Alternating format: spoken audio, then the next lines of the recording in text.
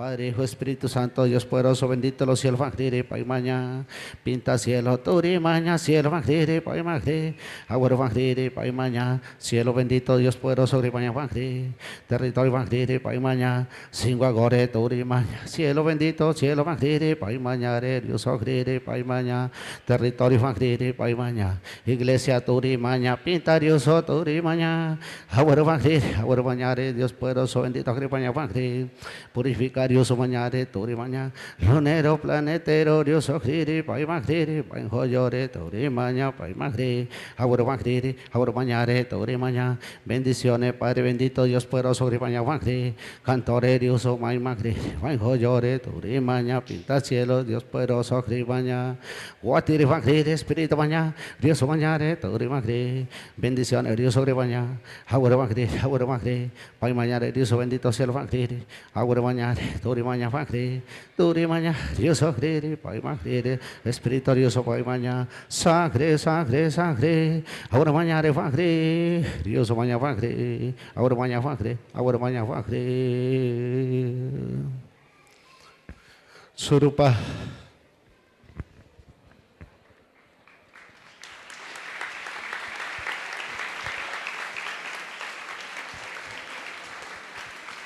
Articulándose con esa sabiduría tan infinita que debemos reconocer y que hemos olvidado durante siglos en este país, bajo una lógica racional que excluye y no escucha esa mística, esa profundidad, esa humanidad que han tejido poco a poco las abuelas y los taitas de las regiones más apartadas de este país, apartadas porque las hemos apartado nosotros los colonos. Y yo creo que eso es profundamente hermoso, profundamente sugestivo y brinda muchas oportunidades para repensar y reconstruir la paz y una pedagogía para la paz. Yo creo que la pedagogía para la paz es un momento donde uno pasa una página y empieza a experimentar, a interactuar de manera diferente, a reconocer nuevas formas de habitar el mundo, no solo desde la racionalidad, sino sobre aspectos más fundamentales como lo que acabamos de vivir, donde la creatividad va a ser el gran poder, ya no es el poder del más alto o el de la violencia o el que tiene el arma, sino el del arte, el de los pinceles, el de la educación. Yo quisiera empezar preguntando, si se puede, antes de empezar la charla y todo el rollo, ¿cuál es su máximo orgullo en construcción de paz? Como estudiante, como joven, ¿cuál es su máximo orgullo en construcción de paz? ¿Cuál es ese tesoro, esa experiencia concreta que uno dice, mierda, acá se logró algo? Logré algo, esto me conmueve, esto me mueve, esto que pasó me hace sentir una cantidad de cosas que yo quiero compartir en términos de experiencia de paz. Zaira Lisset Díaz Tizoy, de la Institución Educativa San Fernando. Bueno, usted me preguntaba a mí que en mis experiencias de vida, pues las pocas que he tenido, qué es lo que me hace a mí sentir paz, en armonía con el mundo. Yo digo que para mí sería la música. Yo estudio música y creo que eso sería el arte, la capacidad de uno expresarse. Y también pienso que esa sería una de las mejores formas de que nosotros consigamos la paz. Bueno, nosotros los jóvenes, ya que no tenemos una participación, digo, no trabajamos, no tenemos las obligaciones de un adulto, ¿qué podemos hacer? Arte. Buenos días, mi nombre es Rodrigo Gea y estoy aquí en la ciudad de Asís. Usted me preguntaba hace un momento que ¿cuándo he sentido paz? ¿Sí? Hace un momento creo que el profe dijo que cuando nos sentimos bien con nosotros mismos, sentimos paz interior y podemos guiar al prójimo a la paz. Entonces, cuando yo me siento bien conmigo mismo, me siento en paz y esa es la única forma de sentir la paz, sentirse bien y guiar al prójimo. Entonces, la única forma de uno poder sentir la paz es encontrando la paz en sí mismo. Pues una experiencia donde yo vivo paz y sé que todos viven paz es cuando, por ejemplo, el salón se une por una causa, ¿no? Sea algo bueno o no muy bueno, cuando todos se unen para lograr algo. Por ejemplo, un taller que muchos no hicieron y cuesta mucha nota, que todos se unen para decir que el profesor no lo dejó. Ahí se siente paz, aunque esté mal moralmente, pero ahí hay paz en todos porque todos se sienten bien y hay una unión entre todos. Yo diría que esas son experiencias de paz. Creo que la mejor respuesta es que uno se siente en paz cuando hace el amor, ¿no? No, hombre.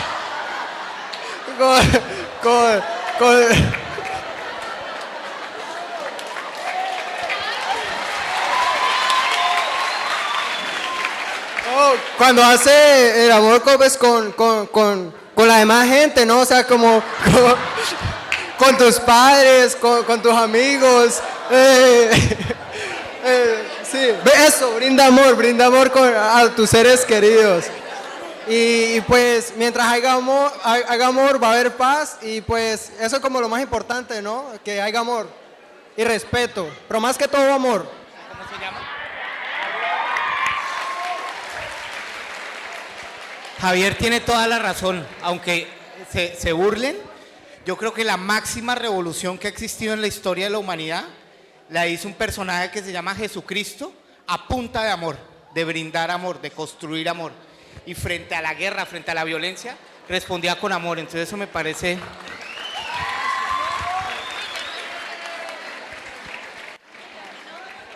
Hola, bueno, las experiencias de paz que yo he vivido son las que yo he vivido con las personas que amo, con las que convivo y que me quieren y me aprecian, porque a pesar de que hayan cosas malas y sucedan cosas malas, si uno está con la persona que quiere y lo quiere a uno siempre va a estar en paz. Yo creo que, pues, para mí, mi máxima reflexión de paz sería cuando me respeto a mí misma y respeto a los demás, cuando aprendo que tolerar es aceptar las diferencias de los demás y aprender a vivir en sociedad.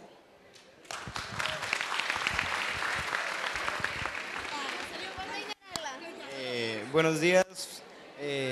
Para mí la máxima paz que uno podría llegar a tener es estar bien con las personas que lo aprecian a uno y uno las aprecia a ellas mismas. Asimismo, respetarse con las demás personas, aunque ellos no lo hagan con uno. Uno siente paz interna de que uno hizo las cosas bien, aunque no lo respeten a uno. Con respecto a la pregunta, los mejores momentos de paz en mi situación es cuando estoy con Dios, por lo menos en el momento de la oración. No hay que descartar que todos nosotros tenemos muchos problemas que a veces nos deprimen o algo por el estilo. Y cuando uno, como es decirlo, se expresa esto ante Él, uno va a estar como más tranquilo porque uno sabe que Él siempre va a estar presente. Y si uno está en paz con Él, está en paz consigo mismo. Y si uno está en paz consigo mismo, va a transmitir esa energía a los demás compañeros. Y además va a poder comprender y los va a poder aconsejar brindándoles todo lo mejor de uno. Gracias.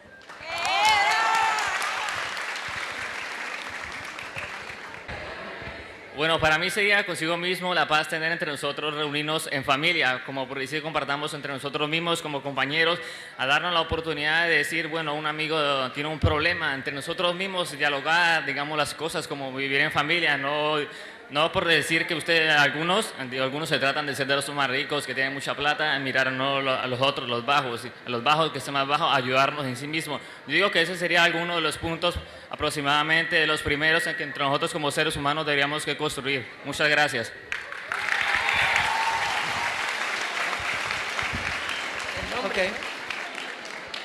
Buenos días, mi nombre es Juan Sebastián Trujillo de la Institución Educativa Albernia.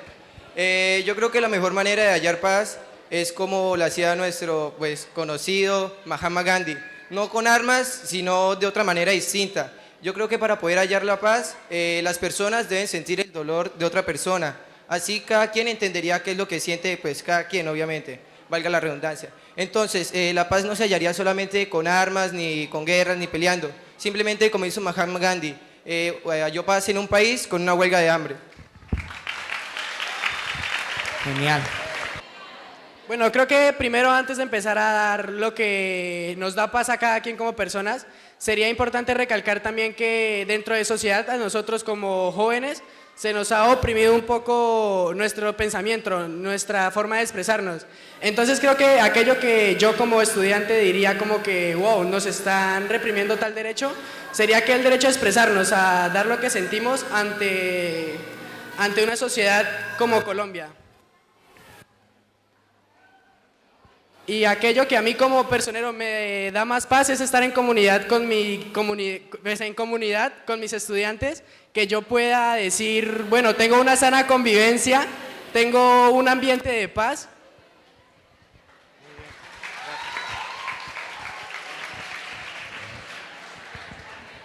Bueno, buenos días. El gran símbolo de la paz. Para dar una reseña, es fácil decir estoy en paz cuando estamos en las épocas o en momentos fáciles, en momentos alegres. Es fácil hacer el amor con tu novia, ¿no? O con tus amigos, pero es más difícil cuando haces la paz con tus enemigos. Ahí es donde en los momentos más duros, en los que las épocas son demasiado conflictivas, ahí es donde se ve la verdadera paz. Aquí en Colombia estuvimos en medio de un conflicto durante años, décadas, y aún así habían pocas personas que creían en la paz. Hoy, en esta época, se ha firmado el Tratado de la Paz, y ese es el máximo símbolo que se está generando. Por eso para mí paz es estar en paz conmigo mismo y con los que están a mi alrededor, a pesar de que nos falten muchas cosas, a pesar de que estemos en medio de las dificultades, a pesar de que las cosas no se den. Eso es paz. Genial. Ya, déjenme cerrar para empezar, qué pena. Mil disculpas. Pero han salido cosas absolutamente preciosas. Miren lo que ustedes mismos dijeron, y es: el arte se teje, la paz, miren el lapsus que acabo de tener. La paz se teje desde el arte, desde la creatividad, desde la sensibilidad, desde la capacidad de conmoverse y conmoverse con el otro, como dijo Gandhi. Es decir, generar una empatía, ponerse en los zapatos del otro, sentir el dolor del desconocido. Y sentir el dolor del desconocido, aun si es el enemigo. Ponerse en los zapatos del otro y generar esa empatía es una construcción de paz. Pero también empieza desde ese lema socrático que decía: conócete a ti mismo, mírate a ti mismo, exprésate, reconoce tus límites y aprende de ti mismo, conócete a ti mismo. Pero también la paz se construye desde una minga, desde una gran minga, desde un proyecto colectivo, desde una construcción entre todos y todas, desde una voz polifónica que va tomándose la paz, porque la paz se construye entre todos y todas, desde una colectividad, lo dijeron ustedes, pero también desde una espiritualidad muy profunda, desde una creencia de que hay una espiritualidad, de que hay una naturaleza, de que hay un ser, de que hay un Dios que puede dar mucha fuerza y que puede construir paz. Y no lo dice nadie, lo decía el padre Juan Pablo II, que nos leía aquí Luis Alberto. Y la paz se construye también desde la dificultad. La paz se construye desde las conflictividades. Se acaba el conflicto armado, pero las conflictividades van a seguir, y eso no es malo. El ser humano está cargado de dificultades y de conflictividades. Fito Páez dice: ¿quién dijo que todo está perdido? Yo vengo aquí a ofrecer mi corazón. No va a ser tan fácil, pero vamos a seguir. Y eso es lo que ustedes acaban de decir. Entonces, mil y mil gracias. Merecen un aplauso total.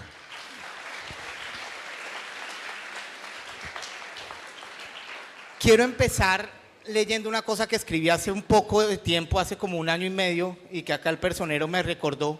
Y voy a empezar porque el foro se llama Oportunidades y desafíos de los estudiantes en un momento de paz. De los estudiantes. Hay una frase de tiempo atrás de los estudiantes que se canta, y que si alguien se la sabe, empiece a cantar. Y empieza diciendo: soy estudiante, yo quiero estudiar para cambiar la sociedad, vamos a luchar. Yo cambiaría ese vamos a luchar por vamos a crear, vamos a sentir. Y dice: ¿cómo? Bueno, Soy estudiante, soy estudiante.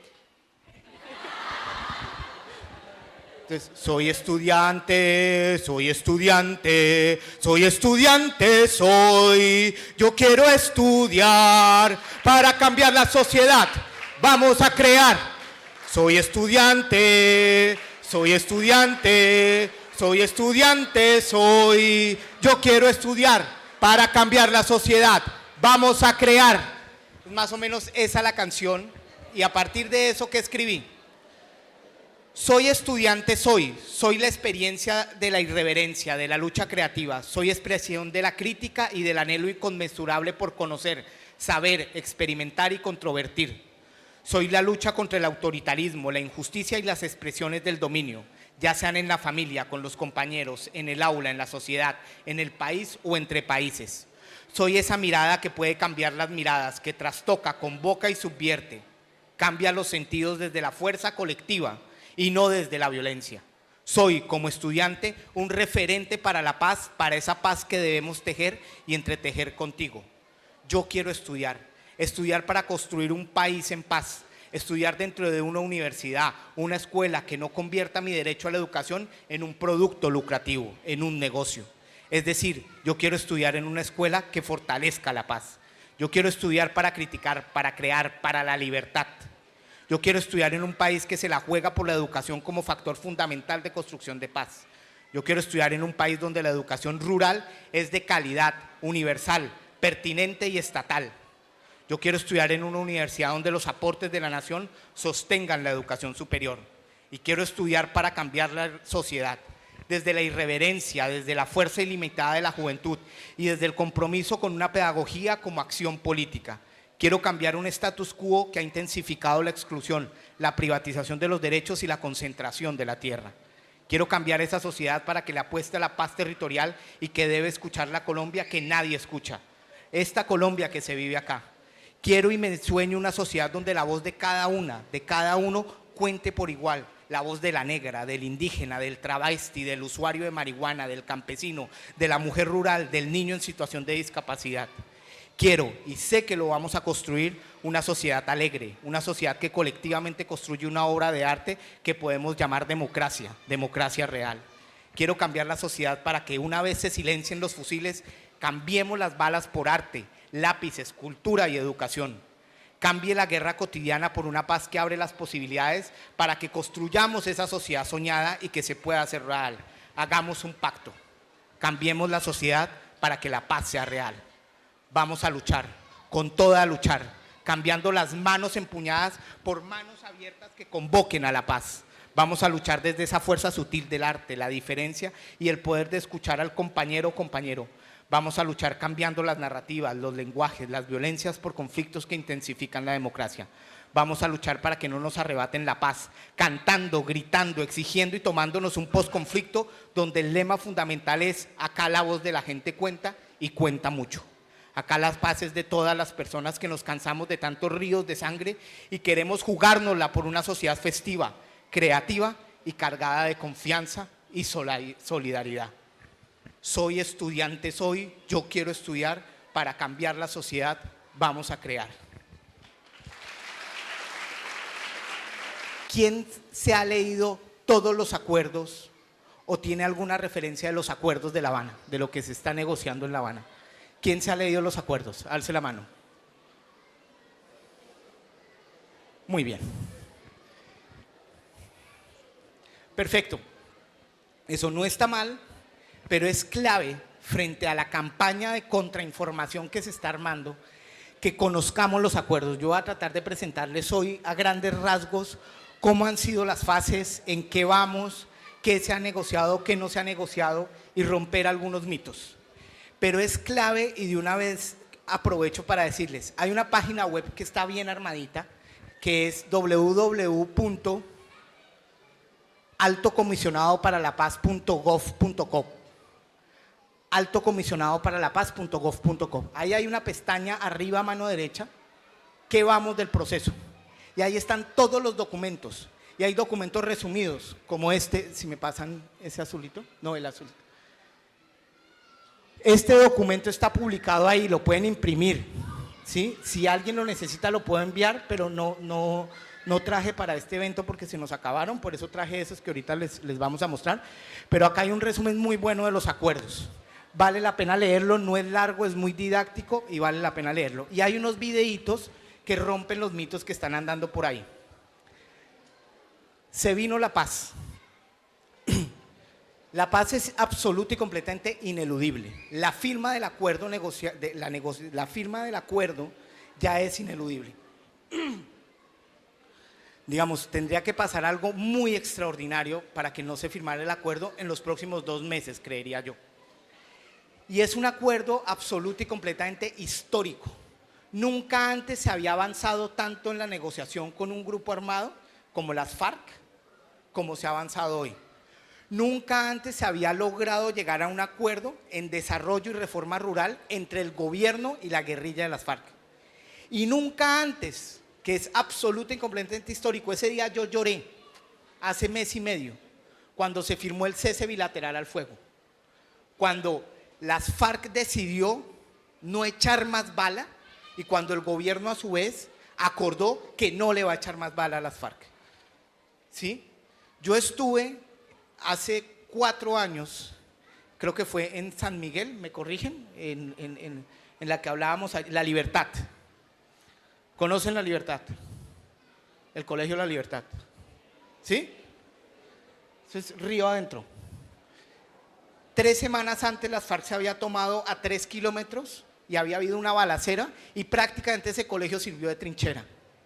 ¿Cuáles son las oportunidades y los desafíos? La primera oportunidad es que esos niños que están a 15 kilómetros de acá ya no van a coger sus colegios de trincheras como miles de veces ha pasado, como ha pasado acá en Putumayo, como ha pasado en Bolívar, como ha pasado en el Chocó, como ha pasado en Nariño, como ha pasado en Caquetá, en Guaviare, que cogen los colegios, tanto militares como guerrilleros, de trincheras. Y esa es la máxima violación del derecho internacional humanitario. Con esta firma, al menos esos fusiles, esos al menos se van a callar. ¿Ahí ya tenemos la paz? No, es cierto. Con que se callen los fusiles, a mi modo de ver, es un paso gigantesco. Pero como decía el Papa Juan Pablo II, ese es un paso necesario, pero no es suficiente. Lo que se viene es construir la paz desde ustedes, desde la voz colectiva, desde la polifonía de voces, con equidad, con creatividad, con justicia, sin impunidad, garantizando los derechos, ¿sí? Pero ya es un paso. Esta foto es un paso gigantesco. El máximo general de las FARC dándole la mano a Santos y Santos dándole la mano al máximo general de las FARC. Eso es histórico.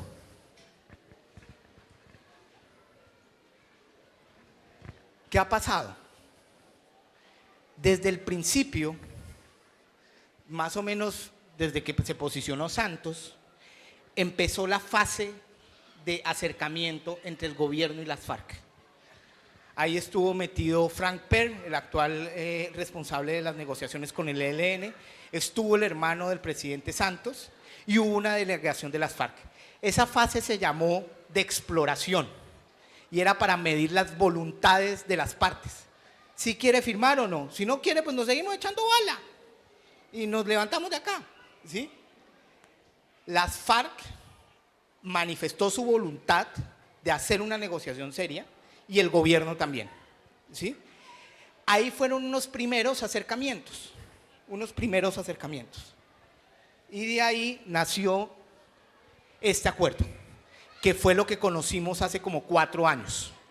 En esa fase de exploración se manifestaron la voluntad de las partes, fue absoluta y completamente confidencial, nadie sabía que estaba pasando eso, nadie, ¿sí?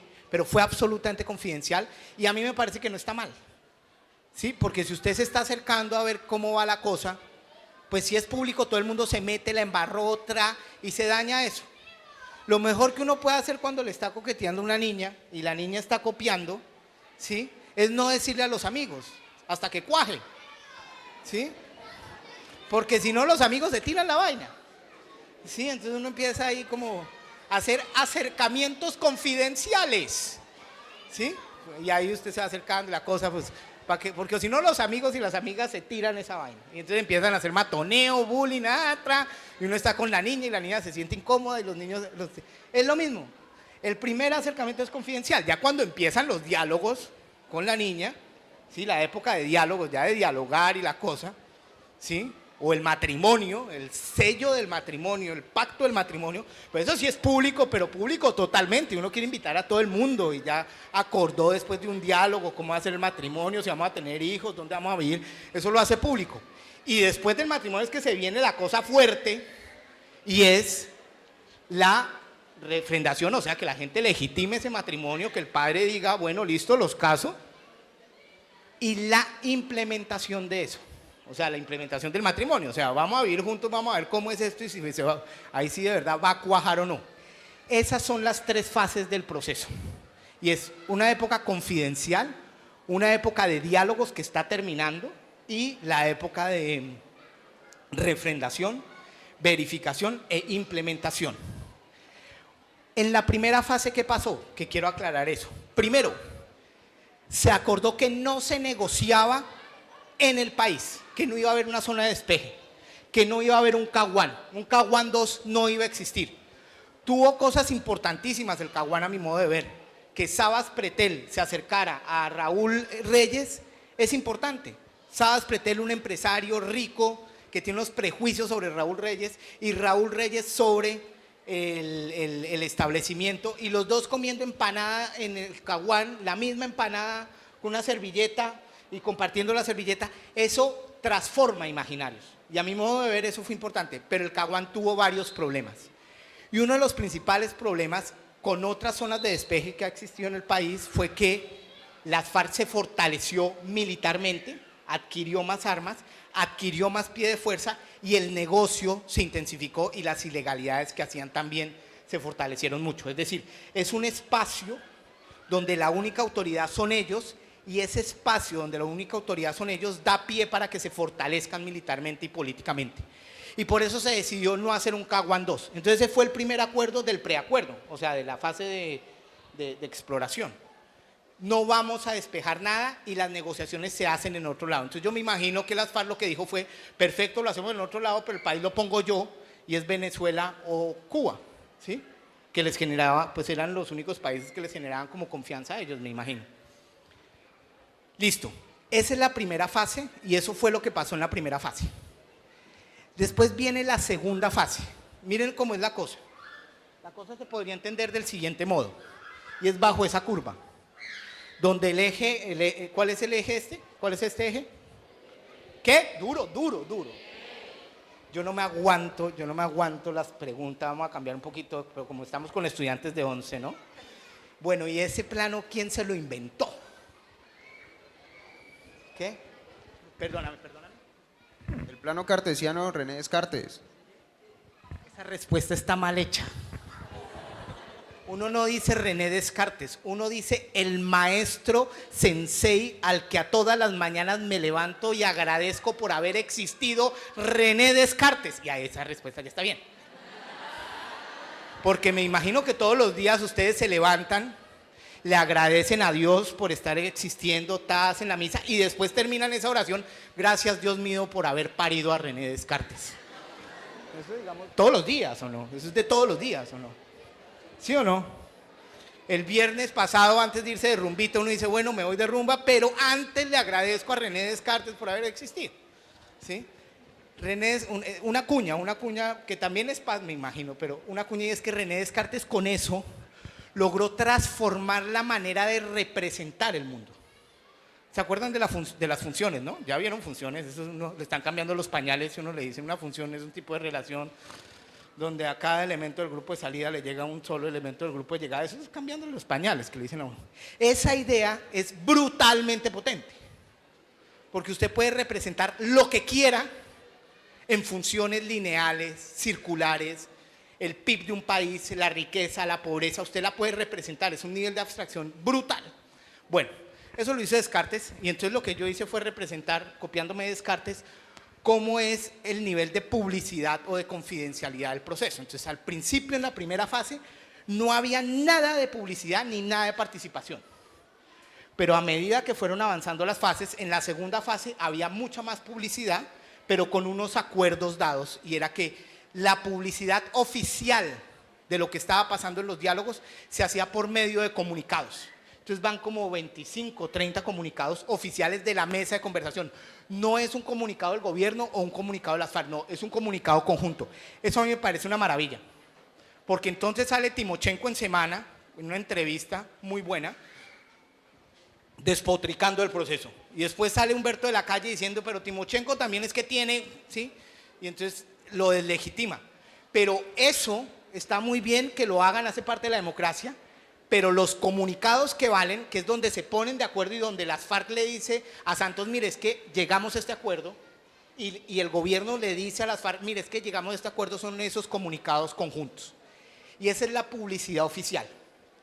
Ahí hubo participación en la segunda fase, o sea, la participación era como media.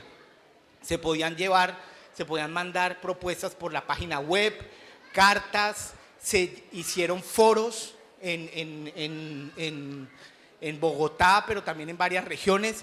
Se hicieron mesas de trabajo para poner fin al conflicto. Se hicieron unas en Caquetá, que fue gente de Putumayo, ¿sí? Se llevaron también propuestas de expertos o de víctimas, de mujeres. Ahí hubo participación. Y ya la última fase es la de aplicación y refrendación. Ahí la publicidad va a ser total y la participación de todos y todas ustedes es clave. Por eso es clave, y quiero insistir, perdónenme, allá atrás, en desafíos y oportunidades de los jóvenes en el posacuerdo. Leerse los diálogos y los acuerdos, leerse eso. ¿Por qué? Porque ahí hay oportunidades reales para los jóvenes de participación en términos de educación. Entonces, se van a abrir espacios de construcción colectiva, por ejemplo los PEDETs, que ahorita les voy a explicar qué es, los planes de desarrollo de entidades territoriales, donde los jóvenes van a poder incidir. ¿Pero cómo van a poder incidir? Pues ahí ya se llegaron a unos acuerdos, metámonos por ahí, ¿me explico? Y ahí la participación va real con unos mecanismos de participación que ya se acordaron y donde ustedes pueden entrar fácilmente. Muy bien. Listo. Y viene el tercer punto, que es el que acabo de señalar, que es la refrendación, la verificación y la implementación. Viene la refrendación. La refrendación es si usted decide votar por el sí o por el no. Por el sí de los acuerdos o por el no de los acuerdos. ¿Sí? Adelanto mi exposición y ahorita la aclaro más, o sea, la desarrollo más. Si el sí pasa, todo lo que se ha acordado en la fase inicial y en los diálogos que se acordarán en un mes o 2 meses, se aprueba y se aplica y se verifica y se desarrolla, ¿sí? Y se implementa. Si gana el no, todo lo acordado se viene abajo y seguimos en las mismas. Seguimos echándonos plomo y a matarnos hasta decir no más. ¿Sí? ¿Y cuál respeto a la vida? Y seguimos en las mismas si gana el no. Ahora, las FARC ha aclarado que si gana el no, aún así entrega las armas, deja las armas, perdón. ¿Sí? Hay que ver cómo sería eso, ¿sí? Pero entonces se viene ¿tiene una pregunta? Se viene un momento de refrendación, que es fundamental. Una cosa, si tienen alguna pregunta, alzan la mano y yo interrumpo inmediatamente. Bueno, ¿hay alguna pregunta hasta acá? ¿Cómo vamos? Bueno. ¿Qué se ha acordado en La Habana? ¿Qué es lo que se ha acordado en La Habana? Los puntos acordados en La Habana. Los puntos acordados en La Habana, ¿a qué van? Fundamental. Ustedes pueden leer ahí en su papelito, les sugiero que cojan el papelito. Bueno, a mí de todo lo tratado en ese momento me queda una duda, y es que usted dijo que los altos mandos de las FARC están afirmando entregar las armas, pero a nosotros como ciudadanos, ¿qué nos asegura que los bajos mandos o aquellos que están dentro incorporados en el monte acepten esto, que también entreguen las armas? Les sugiero que si hay 1 o 2 preguntas las hacemos, pero al final va a haber una ronda de preguntas, pero si tienen una pregunta que no se aguantan, como Alexander, que se hacía esa pregunta, la hacen y no hay problema, pero la otra es, vamos avanzando. Pero allá hay otra pregunta, déjeme responder esta. Mire, le voy a decir la verdad, Alexa, y ya les doy la palabra. Le voy a decir la verdad. Nada asegura eso. Nada. Siendo en sentido estricto, pues usted no puede garantizar, yo no puedo hacer aquí populismo y decir, eso yo le garantizo que todas las soldados de las FARC van a estar, sí, no, pues eso no se puede, ¿sí? Pero, ojo con esto, eso no quiere decir que no haya evidencia de que sí se ha avanzado mucho y que hay una alta probabilidad de que eso pase. Le voy a decir una cosa, hace 2 años las FARC, de manera unilateral, sin imposición del gobierno, decidió hacer un cese unilateral del fuego. En diciembre de hace 2 años, es decir, 2014-2013. Ustedes lo han vivido, creo, el cese unilateral del fuego. En ese diciembre, nosotros nos reunimos, yo trabajaba con Ángela María Robledo, que es congresista, y lideramos la veeduría del cese unilateral vía el Frente Amplio. Hicimos los primeros 3 informes de esa veeduría. La tasa de homicidios, pero no lo dice Santos, ni lo dice las FARC, lo dice la ONU y el CERAC. El CERAC es una organización de la Javeriana, de los Andes, de universidades, ¿sí? Juepucha, hay una bulla. Y lo que mostraron fueron 3 cosas. Lo primero, la tasa de homicidios relacionada con el conflicto armado bajó brutalmente, ¿sí? La tasa de homicidios en estas regiones bajó. Le voy a poner un ejemplo. Estuve por la zona de Puerto Guzmán, creo que es, ¿sí? Puerto Guzmán, creo, ¿sí? El pueblito que queda bien casi en la selva. O estuve a 2 horas de Florencia, Caquetá. Y me decían hace un mes que estuve, me decían, hace 3, 4 años usted no habría podido pasar por acá. Salí, me tomé una cerveza a las 11 de la noche, me fumé un cigarrillo fresco. La tasa de homicidios bajó, pero además la gente en Chocó, mujeres en el Chocó dicen, por primera vez en mi vida he respirado tranquilidad. Puedo salir a la calle tranquilamente. ¿A qué voy? A que en términos generales lo que llaman unidad de mando se ha dado en este cese unilateral. Es decir, en general las tropas han respetado el cese unilateral y le han bajado a la balacera. Le han bajado es que los hostigamientos han bajado. Claro, usted me va a decir, no, pero siguen, aquí en Putumayo siguen haciendo presiones para que me den plata. Sí, como, ¿cómo se llama? ¿Cómo? ¿Qué? Extorsiones. Siguen habiendo extorsiones, sí, tiene razón. Por eso hay que acabar esta vaina, para que acaben esas extorsiones. Pero la balacera, lo que muestran los datos, lo que muestra la gente es que ha bajado. En todas las regiones, eso representa una unidad de mando. Entonces uno pensaría que si en estos 2 años se ha dado, en general siga así, porque la unidad de mando de alguna manera se ha dado. Digamos, el tierrero que hubo al interior del gobierno, pero también de las FARC, con lo de Buenos Aires, Cauca, fue impresionante. Porque eso fue pues un embarradón impresionante de las FARC y la respuesta del gobierno, a mi modo de ver, también fue un poco desmedida, ¿sí? Pero eso fue un problema que dijeron, oiga, ojo, hay unidad de mando, ¿sí? Entonces uno pensaría que sí se van a dar. Y lo otro, que a mi modo de ver ha sido muy interesante en este proceso de paz. Por un lado, el gobierno ha llamado a los generales, al general Mora y al general Naranjo. Eso es fundamental, porque si las fuerzas militares no se montan en el proceso de paz, esto colapsa. Y ha llamado a los empresarios. Está el expresidente de la ANDI allá en La Habana. Y las FARC lo mismo. Las FARC ha llamado a todos sus frentes. Que Catatumbo esté allá es clave. Para convencerlo fue fregadísimo. Pero están todas las regiones. Entonces usted me va a decir, sí, pero es que salió que en el Guaviare o en el Caquetá, no me acuerdo, hay todo un bloque que no se va a desmovilizar. ¿Cómo? Mire los chismes, que ya van 2 bloques.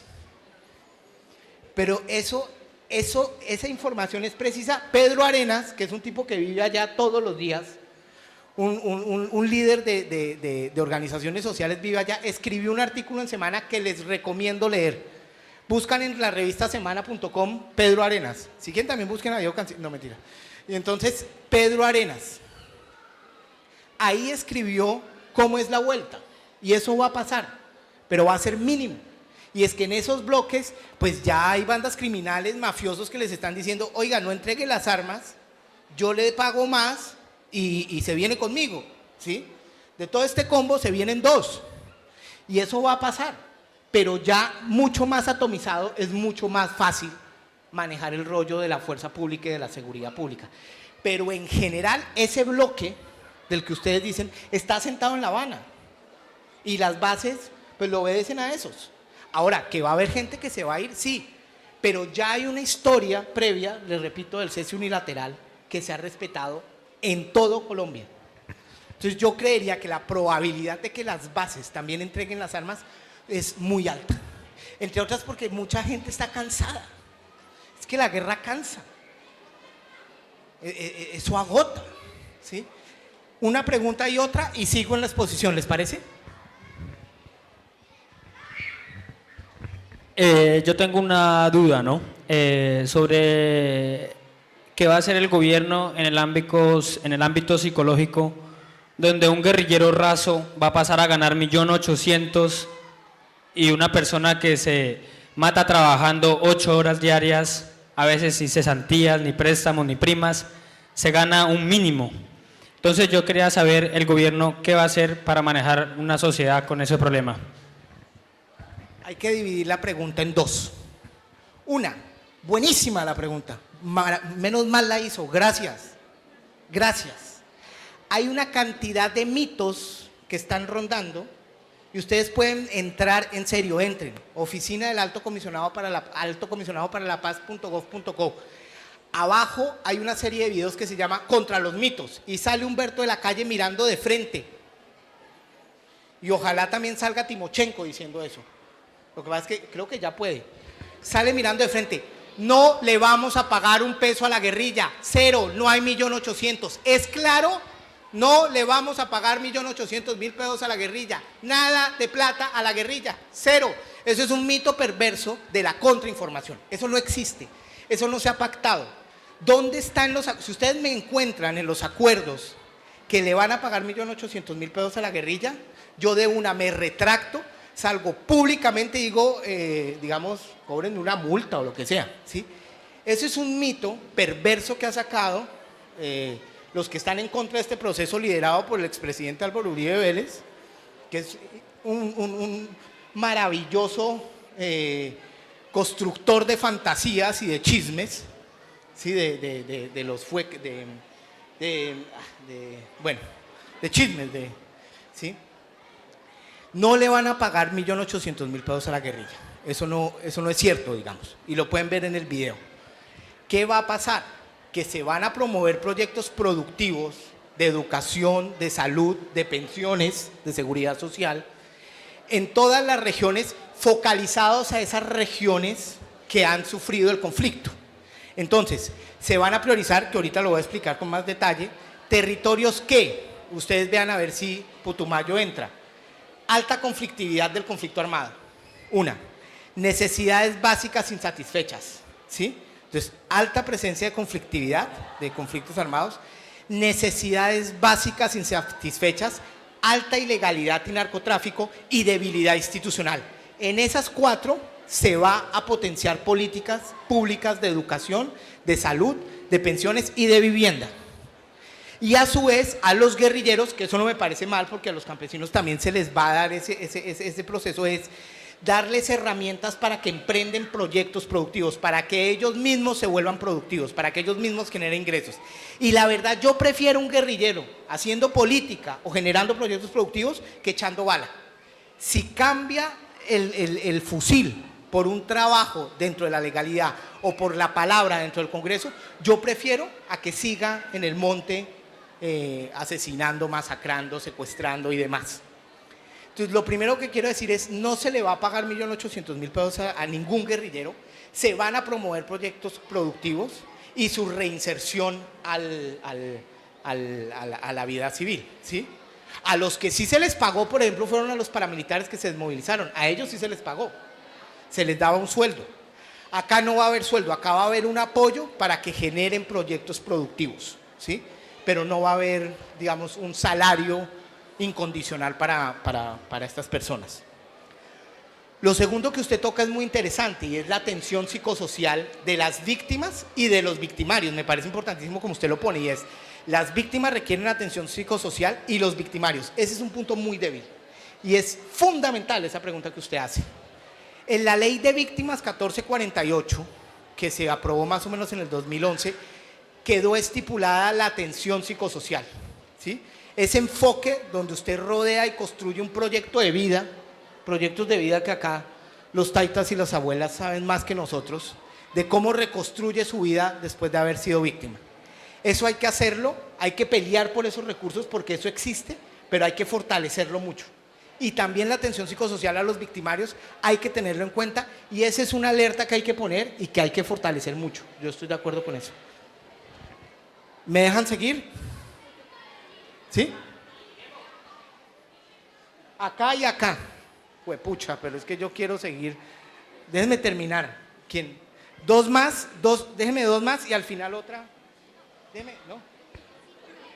Ah, no, entonces, esperen.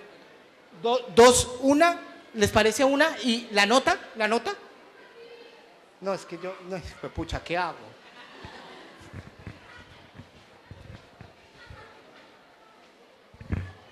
Buenos días a todos. Pues más que presentar una duda, es presentar mi punto de vista. Es bastante corto de acuerdo a la ley de víctimas. Pues es más que todo una inconformidad.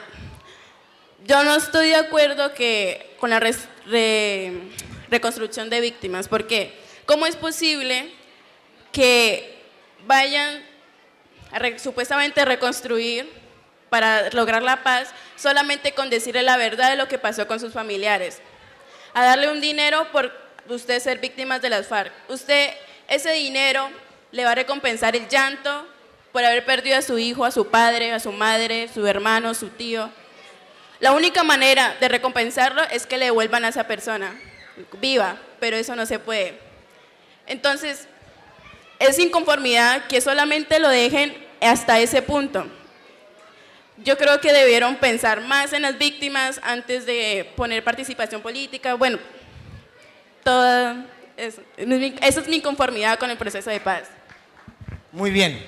Es un muy buen punto, es un muy buen punto.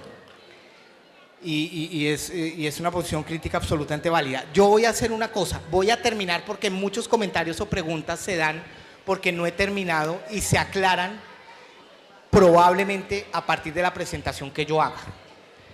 Esto no lo digo yo, no lo dice el gobierno, lo dice el gobierno y las FARC, es decir, es un punto de acuerdo fundamental y es: esperamos que con la implementación de todos los acuerdos se asegure la dignificación de las víctimas, se haga justicia y se sienten las bases para acabar para siempre con la violencia del conflicto en el país y para que nunca nadie más en Colombia sea víctima. Este proceso de paz, los procesos de paz se pueden fundar en cualquier cosa, en varias cosas, desde diferentes enfoques, en varios pilares o desde diferentes pilares. Este proceso de paz se ha fundado desde el principio en las víctimas. Todo está pensado en las víctimas. La justicia transicional que se plantea es a partir de las víctimas y a partir de la voz de las víctimas. No han ido todas las víctimas, pero por primera vez, creo que en muchos procesos de paz no ha habido esto, por primera vez las víctimas fueron a La Habana, no todas obviamente, pero hubo 3 rondas de visitas de víctimas a La Habana. Se escucharon a las víctimas y muchos de los acuerdos fueron para las víctimas. Hay desarrollo rural, se me olvidó tu nombre. Valentina, hay desarrollo rural que me parece fundamental. Participación política me parece fundamental, que ya lo vamos a ver para intensificar la democracia. Pero hay todo un punto, que además es el punto más largo de todos los acuerdos. El promedio de análisis de acuerdos de desarrollo del punto de víctimas es el doble de extensión que el promedio del resto de acuerdos. Es decir, se lo tomaron en serio.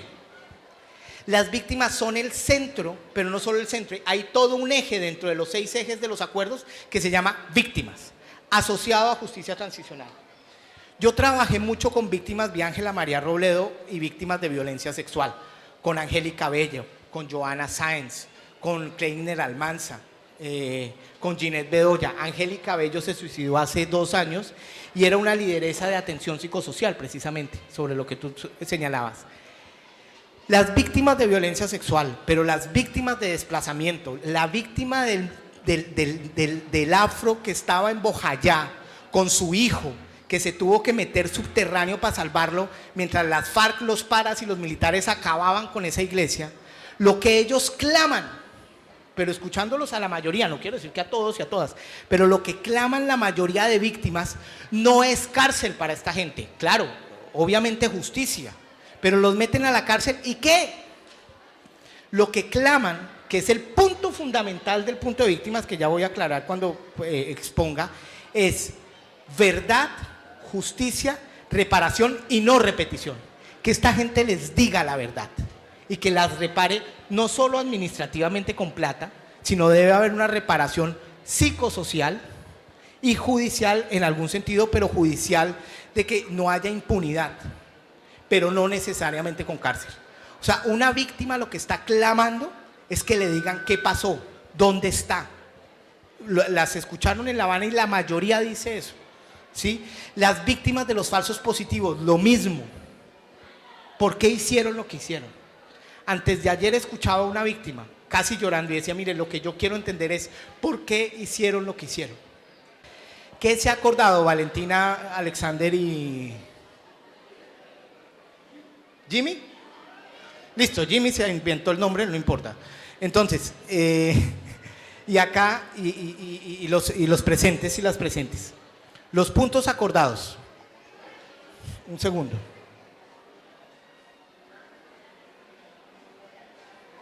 ¿Cuál es el aspecto fundamental de este acuerdo? Ojo con esto. Lo tienen ahí en el librito, léanlo. La terminación del conflicto y la construcción de una paz estable y duradera. Por terminación del conflicto es que cesen los fusiles, que entreguen las armas y que ya no acudan a las armas como herramienta para hacer política. Es decir, que se entreguen las armas y que se dejen usar las armas para hacer política. Y que se garantice eso. ¿Cómo se va a garantizar eso? Ahorita le digo. ¿Sí? Pero yo creo que, digamos, va a haber una alta probabilidad de que entreguen las armas. Y va a haber todas unas herramientas para garantizar que entreguen las armas y se vigilen las armas. La semana pasada estuve en el Cauca, la misión de la ONU mostró cómo era ese paso a paso y es detalladísimo. Y la construcción de una paz estable y duradera, es decir, todo lo que vamos a tener que hacer nosotras y nosotros para esa construcción de paz. Dentro de ese objetivo, que lo tenemos que tener claro, ¿qué se ha acordado? Se han acordado 6 puntos. Los 6 puntos, ¿cuáles son? Desarrollo rural integral para una reforma agraria. Participación política para intensificar la democracia. Fin del conflicto. Víctimas. Cultivos de uso ilícito, reforma a los cultivos de uso ilícito, digamos, transformación de los cultivos de uso ilícito, y el que decíamos de refrendación, verificación e implementación. Esos son los 6 puntos que se han acordado. Entonces, lo que sugiero es que hagamos una pausa de 10 minutos y cuando volvamos, cogemos brevemente cada uno de estos puntos y los desarrollamos y después hacemos unas preguntas y una... Listo, mil gracias. Entonces, habíamos quedado en que en la agenda, en este papelito, lo que se acordó fue 6 puntos. Eso es fundamental porque, por ejemplo, en los acuerdos anteriores se habían puesto 126 puntos a discutir. Eso nunca iba a terminar. Aquí hay 6 puntos que se han discutido durante 4 años, que es tiempo récord. Ningún proceso de paz ha demorado tan corto tiempo para poner fin al conflicto. Son 6 puntos. Desarrollo rural, ya acordado. Participación política, ya acordado. Víctimas, ya acordado. Uso de cultivos ilícitos, como una reevaluación de los cultivos de uso ilícito, ya acordado. fin del conflicto, que fue el que nos acordaron, nos anunciaron hace un mes o mes y medio, que es un cese bilateral, una dejación de armas y un cumplimiento de no seguir usando las armas con la política. Y el sexto, que es en el que están en este momento discutiendo, es verificación, refrendación e implementación de los acuerdos. Solo hace falta como la mitad de ese punto y ya se firma, y como producto de eso sería un acuerdo parecido a este, pero sería un acuerdo para la terminación del fin del conflicto y la construcción de una paz estable y duradera, acordando todos estos puntos y que tiene en cuenta todo lo que vamos a discutir en este momento. Entonces, ¿qué se ha acordado?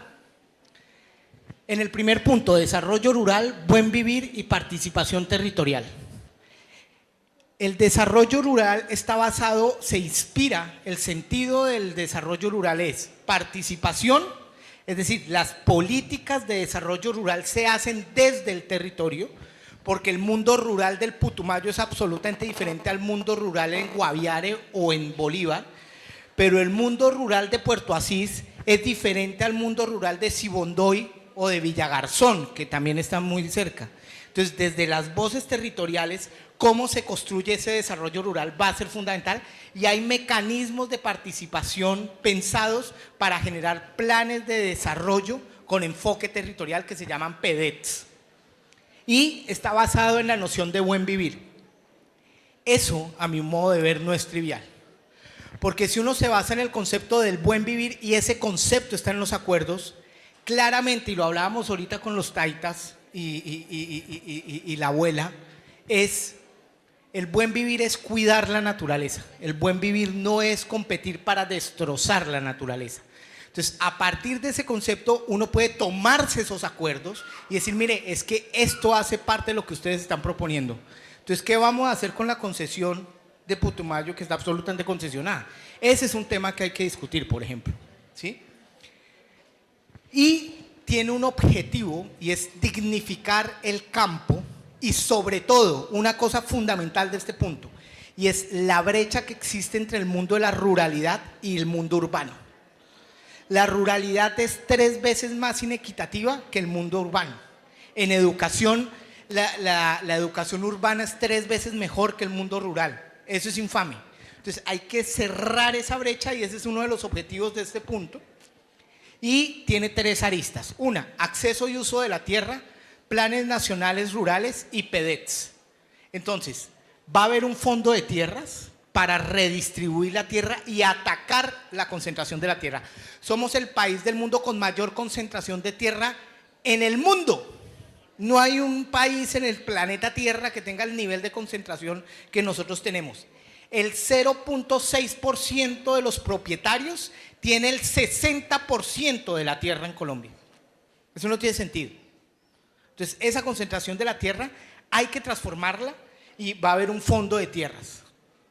Va a haber una actualización catastral, porque los grandes terratenientes no pagan impuestos y no están formalmente estipulados en el Estado. Es decir, esas tierras no están claras en el Estado. Entonces, muchas tierras no deberían tener los grandes terratenientes, pero una vez se formalice y se haga actualización catastral, ya se sabe qué tierras y dónde están. Y segundo, el que tiene que pagar impuestos, que pague los impuestos que son. Porque es que el catastro permite hacer un predial rural, y el predial rural es el impuesto más equitativo que hay, porque usted tiene según lo que tiene. El IVA es todos ponen, independientemente de si usted es pobre o rico, pone lo mismo. Eso es injusto. El predial es según lo que usted tiene, paga más. Entonces, si usted tiene más tierra, pues le clavamos más impuestos, porque ese es el sentido. Y protección de áreas ambientales. Hay una apuesta por el tema ambiental que está metido en esa arista. Segunda arista, planes nacionales rurales. Y entonces miren esto es clave: infraestructura y adecuación de tierras, con vías, con riegos, con electrificación, con internet. Digamos, tiene que haber todo un plan de infraestructura que permite generar el desarrollo rural, con vías, con riego, con electrificación y con agua potable también va a haber ahí. Sí, como todo un rollo de infraestructura. Eso hay que estar haciéndole veeduría. En eso hay que estar ahí, trabajando en eso. Desarrollo social, educación, salud, vivienda y agua potable, y productividad, economía familiar, técnica e investigación. Y acabar el hambre en el campo y promover créditos agrarios para generar el desarrollo rural. Eso se va a priorizar en los territorios que les dije, en territorios de alta conflictividad, de alta pobreza, donde hay desinstitucionalización y hay mucha ilegalidad. Esos son los 4 criterios. Y están los famosos PEDETs. Los famosos PEDETs son planes nacionales en regiones más afectadas por conflictos, donde están las personas más pobres, los que les acabo de decir, menos institucionalidad y legalidad, y activa participación de comunidades. Estas regiones, que una de las regiones muy probablemente sea alguna región de Putumayo, muy probablemente, esos planes de desarrollo territorial van a ser construidos participativamente, y la voz de los jóvenes ahí va a ser fundamental. Que la voz de ustedes se incorpore en esos PEDETs, en esos planes nacionales en regiones, es clave. Sigamos. Listo, un objetivo, romper la concentración de la tierra tan intolerable que hay en Colombia, generar procesos productivos en el campo y romper la brecha del mundo rural con el urbano. Perfecto, sí. Segundo, participación política.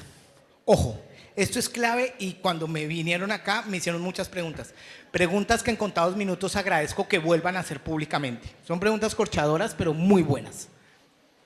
Primero, hay una cosa, y es que la democracia en Colombia ha sido corta. Ha sido chiquita. Los mismos han gobernado durante años este gobierno. Entonces, los Vargas, los Santos, los Pastrana, los Gómez, los Vargas Lleras, ¿sí? Siempre los mismos. Hay que ampliar la política, ¿sí? Hay que intensificar la democracia, la participación política. Ese es un punto sobre el que se basa y es fundamental. Y quien ha tratado de hacer participación política de manera diferente, no todos, pero muchos los han eliminado. Hay un documental que vale la pena mirar, no para generar rencor, sino para saber nuestra historia y para saber cómo debemos enfrentar lo que se viene y por qué hay que hacer lo que hay que hacer. Y es El baile rojo. La Unión Patriótica, ¿alguien conoce la Unión Patriótica? ¿Qué pasó con la Unión Patriótica?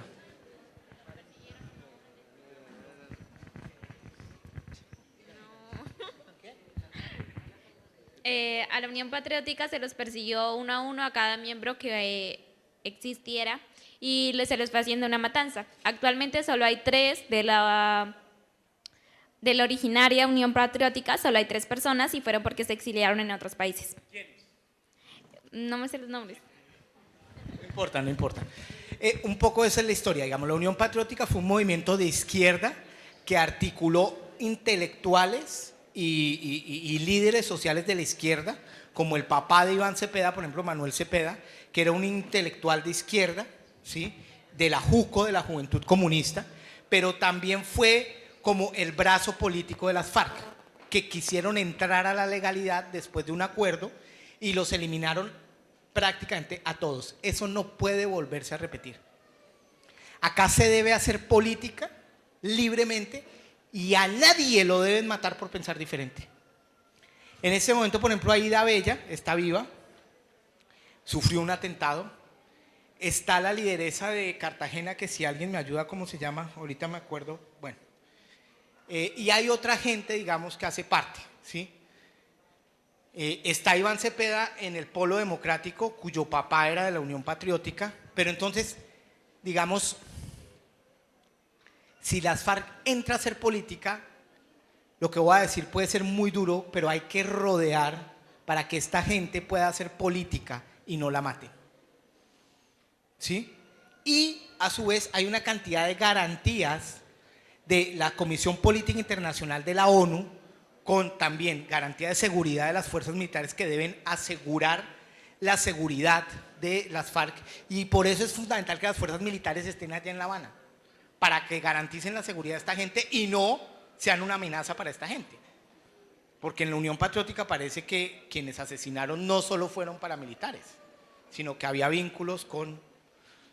Bueno, más democracia y cero políticas con armas. Mire, hay un punto fundamental que a mí me parece clave y es, estamos ante el momento donde vamos a dejar de hacer política con armas. No vale la pena matar para defender una idea. Es mejor debatir, Es mejor que yo promueva una ley en el Congreso a que amenace, secuestre, masacre para defender mis ideas. Y yo prefiero, yo prefiero que un Timochenko, que un Iván Márquez esté en el Congreso o en algún consejo defendiendo ideas y no matando, y que lo refuten con ideas, con argumentos, con emociones, a que sigamos pensando que la política se hace con armas. Quiero aclarar esto. Las FARC está sentada porque quiere hacer política. El fundamento de ahí es hacer política, y si no, ¿para qué se sientan? ¿Qué voy a ganar? ¿Sí? Entonces vamos a dejar las armas, ¿pero para qué? Las FARC se sienta en La Habana porque quiere hacer política, porque ese es el objetivo de él, hacer política. No los dejaron al principio, entonces se fueron con las armas. Acá le estamos abriendo las posibilidades y yo creo que hay que acogerlos. Es durísimo lo que estoy diciendo, pero es mejor que las FARC esté debatiendo, discutiendo, a que esté deliberando con fusiles. Es decir, pasar, que fue lo que hizo Santos, pues el regalo de este tipo, del presidente, y es pasar de las balas al balígrafo. Es mejor que escribas las letras de la política con palabra y no con sangre. Es el resumen que quiero decir. Y ellos están sentados ahí para hacer política. Si no hay garantías para hacer política, pues se bajan. Porque entonces, ¿para qué se sentaron ahí? Si usted les dice, listo, entrego las armas, perfecto. Reconozco mis crímenes, perfecto. Hablo con la verdad, perfecto.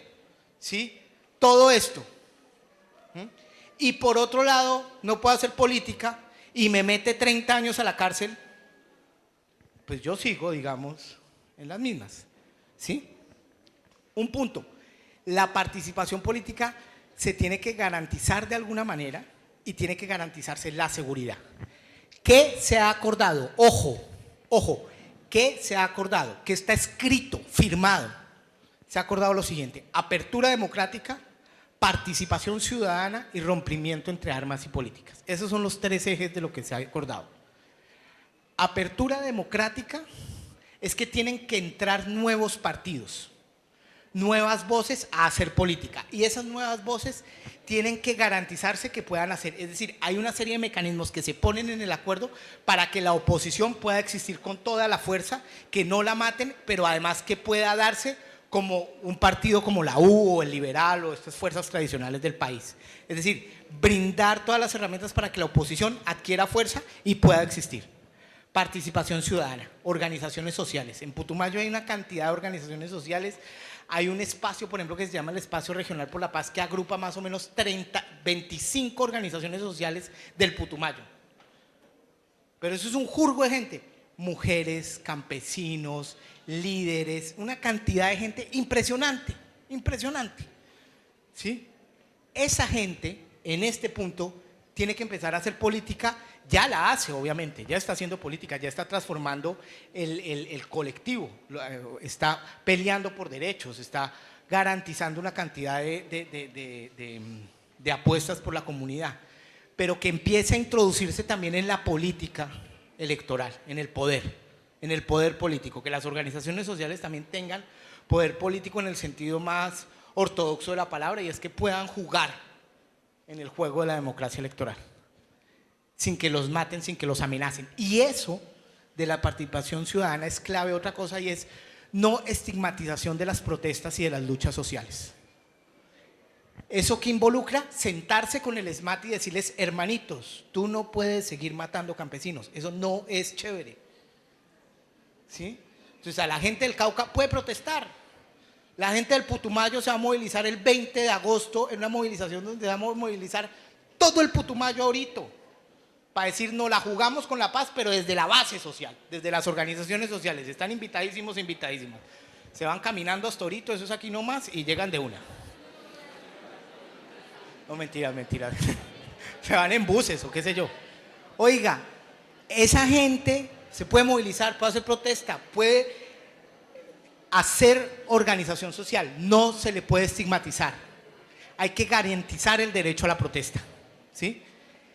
Y muy importante que ese punto, a mi modo de ver, no solo es un punto más de participación política, sino que a mi modo de ver es un eje de los acuerdos es rompimiento entre armas y política. Eso quizás es lo más importante. Miren, nosotros no vamos a seguir haciendo políticas de las armas. La manera de que tus ideas se defiendan y se hagan sentir es vía deliberación. Va a haber otra, perdón, pero es que me hicieron una pregunta y aprovecho en este punto para responder algo sobre eso. Oiga, que hay curules garantizadas sobre las FARC, me decía alguien, que eso le van a dar curules. Voy a ser sincero, eso todavía no se ha acordado. Y eso sí, no necesariamente es un mito. Ese sí no es de los mitos como el de los, ¿cuántos son? 18 millones, 1.800.000, ¿sí? Eso sí es un mito. Que le van a dar curules a las FARC. Miren, es muy probable que existan un mínimo de curules para las FARC una vez se acuerde. Es muy probable. Y eso, a mi modo de ver, ha pasado en todos los procesos de paz. En todos. ¿Está acordado eso? No, no está acordado. Es el debate que se ha dado en las últimas 3 semanas, que es el debate nacional. Algunos dicen ni de fundas curules, otros dicen 20 curules y uno dice no, tampoco. ¿Sí? Alguien me decía, además me decía por acá, ¿dónde está mi amiga? Allá, ¿cómo te llamas? Zaira. Zaira me decía, no, además de que esto está berraco, darle tantas curules, pues eso es muy fregado. ¿Sí? Ahora, ¿qué pasa? Un mínimo de curules es lo que van a exigir. ¿Por qué? Porque están sentados para hacer política. ¿Sí? Entonces, lo que se ha acordado hasta el momento es que va a haber unas curules por entidades territoriales afectadas por el conflicto, para que la gente que no ha participado tradicionalmente se les devuelvan. ¿Cuál es el argumento de las FARC? El argumento de las FARC es, nosotros ya teníamos 3 curules y esas 3 curules nos las bajaron literalmente, porque mataron a los 3 congresistas, perdón, mataron a 2 y uno de ellos se tuvo que ir, que fue Iván Márquez. ¿Sí? Le tocó volver al monte si no se lo bajaban al man. ¿Sí? Y entonces nosotros ya teníamos 3 curules, pero además para entrar a hacer política en este momento pues no tenemos todavía la fuerza política y nos toca empezar a trabajar. Es decir, son condiciones de alguna manera de asimetría frente al resto de políticos. Entonces 3 curules temporales que tomaría las FARC y después ya entran las líderes políticas con las reglas de los demás. Pero entrar de una de la nada, ¿sí? Es como si usted siga, va entrenando, ¿sí? ¿Cómo se llama nuestro ciclista? No, ahí sí responden todos, ¿sí? Impresionante. Entonces, es como si uno le dice, venga, voy a competir con Nairo Quintana. Nairo Quintana lleva entrenando 30 años, ¿sí? Y empiezo yo. Es muy berraco. Es muy berraco, ¿sí? Esa es más o menos la lógica. ¿Eso ya está acordado? No. Se está discutiendo eso, pero no sabemos qué vaya a pasar. Listo. Siguiente. Participación política, el quid del acuerdo, eso es falso. Eso es, el título ahí es desarrollo rural para combatir los cultivos de uso ilícito. Aquí hay una cosa fundamental que en Putumayo, a mi modo de ver, es clave. El Plan Colombia, ¿qué hizo? ¿Alguien sabe qué hizo el Plan Colombia en Putumayo? Esta no es posición del gobierno. ¿Alguien sabe qué hizo el Plan Colombia en Putumayo? ¿Nadie sabe? ¿Los papás no les han dicho nada ni nada? ¿Nadie? Bueno, ¿qué hizo? Porfa, silencio. El Plan Colombia, la mitad, una gran parte de los recursos, al menos una tercera o cuarta parte, se dedicó a hacer fumigación aérea a los cultivos de coca en Nariño y Putumayo. Entonces usted vivía en una vereda de Puerto Asís y había cultivos de coca porque era la única alternativa para sobrevivir, porque no había garantías del Estado, no había educación, tal. Y entonces lo que hacían eran 2 cosas. Una, fumigaban eso y eso era un desplazamiento masivo, porque un campesino que vive de la coca, ¿qué más hace? Y además la tierra le queda vuelta a nada, entonces ustedes tienen que venir a Puerto Asís y de Puerto Asís a Cali, y entonces es un rollo impresionante. Pero además le caía a usted la fumigación y usted tenía 2 años. Y entonces sus dedos empezaban a hacer, había gente que se quedaba sin la vista de un ojo, sin exagerar. Es decir, había una criminalización sobre el cultivo de coca. Y sobre todo sobre los que no deben llevar el bulto, porque los campesinos, ¿qué culpa tienen? Entonces, se replanteó eso y se replantea la manera y la política de asumir los cultivos de uso ilícito. Primero, no se criminaliza al campesino, primera cosa. No se criminaliza al consumidor y se entiende que la política de drogas hay que replantearla y hay que replantearla a partir de 3 ejes: del productor, del comerciante y del consumidor. Al productor, ¿qué pasa? Le vamos a dar métodos, maneras de sustituir los cultivos de uso ilícito por otro tipo de cultivos que está atado al desarrollo rural y a la reforma agraria del primer punto. Entonces, todo lo que vamos a hacer en el primer punto sostiene también, no solo a ellos, pero sostiene a los productores. Va a haber una lucha contra el narcotráfico y el crimen de los comerciantes. Eso es un negocio infame, que ese sí hay que atacarlo, ¿sí? Y que está generando muchos homicidios y muchas inequidades. Y por otro lado están las mafias. Y por otro lado está el consumidor, que no hay que criminalizarlo, sino que cuando hay unos usos desmedidos hay que tratarlo como un problema de salud pública, pero no criminalizándolo. Listo. Último y ya vamos a terminar, un segundito porfa. El tema de víctimas que preguntaban por acá, el tema de víctimas. El eje de este proceso son las víctimas, eso no lo puse ahorita yo, no es que me hicieron la pregunta y entonces cogí el PowerPoint y corregí, no, eso está desde antes. El eje de este proceso son las víctimas y hay 3 puntos para el tema de víctimas. Hay una comisión para la verdad y la no repetición que ya está trabajando, que ya sacó un libro y que ha sacado una cantidad de verdades sobre lo que ha pasado en el proceso. Esa es una comisión de expertos que está armada entre varias personas. Hay una búsqueda de personas desaparecidas. Como las víctimas en los viajes, en los viajes a La Habana, lo que más ha pedido es que le digan dónde está su gente muerta y por qué. Entonces hay toda una comisión integrada para encontrar a las personas que han sido desaparecidas. Y una jurisdicción para la paz para garantizar verdad, justicia y no repetición. Verdad, justicia, reparación y no repetición. Se pide verdad, se debe garantizar la verdad, debe haber justicia, debe haber reparación, reparación social, reparación administrativa, tienen que reparar y tienen que garantizar la no repetición. Esto que estoy diciendo está atado a lo de la impunidad. Siguiente punto. Siguiente punto. Y esto que está atado al tema de justicia y entrega de armas. Me explico. Una vez se entrega un guerrillero, ¿sí? Entonces, otro mito que anda es que va a haber impunidad y esos tipos no van a pagar ni nada, nada van a pagar, van a quedar impunes y libres. ¡Falso! Primera cosa sobre el tema de justicia, atado al tema de víctimas, porque está atado al tema de víctimas. Primero, la única manera de hacer justicia y de que se paguen las penas no es en la cárcel. Usted puede estar privado de la libertad, pero no en una cárcel, y eso ha existido en todos los procesos de paz. Es decir, las FARC van a estar recluidos en una zona, vigilados por una comisión internacional, vigilados por los militares y vigilados por la policía. Y van a estar privados de la libertad en una zona, pero no en una cárcel, pero van a estar privados de la libertad. ¿Qué pasa? Si usted dice la verdad, garantiza no repetición y repara, tiene de 5 a 8 años de privación de libertad en estas zonas. Ojo con esto. Es decir, sí va a haber privación de libertad, primer punto. Si usted no dice la verdad y no garantiza no repetición y no repara inmediatamente, sino que se le hace tarde, lo cogió el bus. Y entonces usted no dice la verdad inmediatamente, sino como al año o qué sé yo, no sé cuándo, no inmediatamente, entonces va a tener 5 o 8 años, pero ya no en privación de la libertad, sino una privación de la libertad en la cárcel.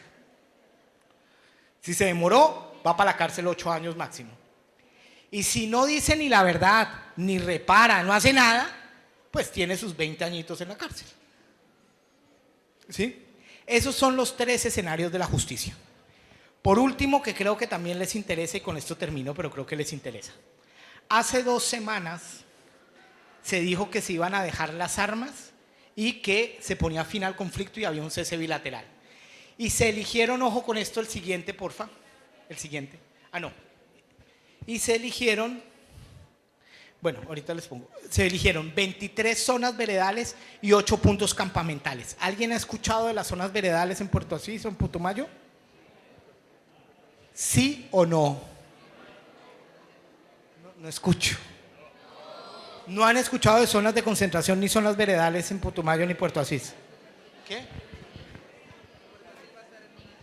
En Puerto Asís va a haber una zona veredal. ¿Qué es una zona veredal? Me parece clave aclararles esto. Porfa, ya con esto termino, pero me parece clave allá atrás, porfa. Si quieren lo pongo muy breve, pero me parece importante. Las zonas veredales son aquellas zonas donde transitoriamente van a estar los guerrilleros para dejar las armas. Hay dos tipos de zonas, unas zonas veredales y otras zonas campamentales. Porfa. Si tienen preguntas al final, pero porfa.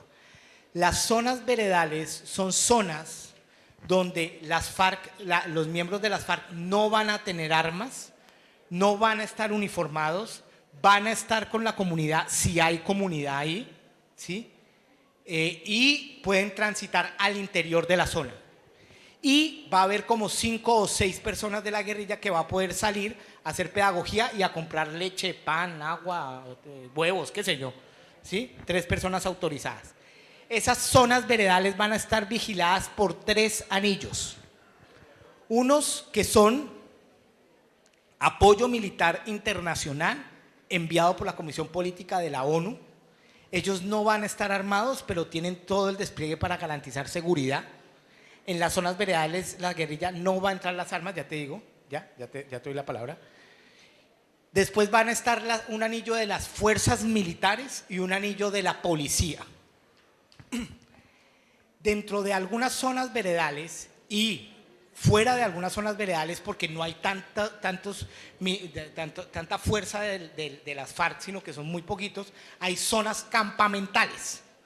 Las zonas campamentales son sitios muy reducidos, son campamentos muy reducidos, con pocas personas que no pueden salir de ahí, que van a tener las armas y van a tener el armamento durante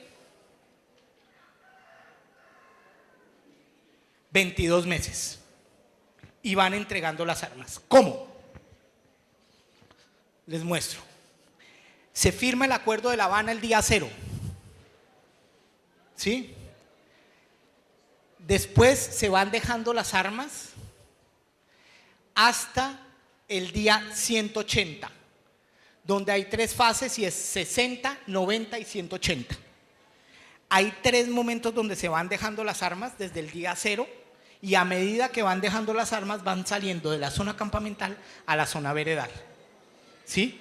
El objetivo es que a los 180 días ya se hayan entregado todas las armas. Ese es el punto. Esa es la diferencia entre zonas veredales, zonas campamentales. Eso fue lo que se acordó en el cese bilateral al fuego. Eso va a estar vigilado por la Comisión de la ONU. Esas comisiones están viajando. Por ejemplo, estuvieron la semana pasada al Cauca. Ideal si logramos traerlas aquí al Putumayo, dado que va a haber una muy cerca a Puerto Asís.